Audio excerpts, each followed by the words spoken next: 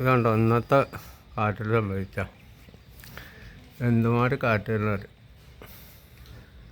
അലോക്കിൻ്റെ കാറ്റ്.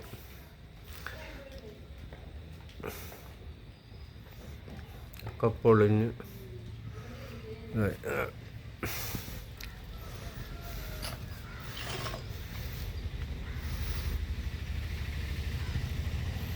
ഇതിനെ പൊളിച്ച് അല്ല കാറ്റ് പൊക്കിയെടുത്ത് കൊണ്ടുപോയി ഇതിനൊക്കെ ആയിരുന്നു.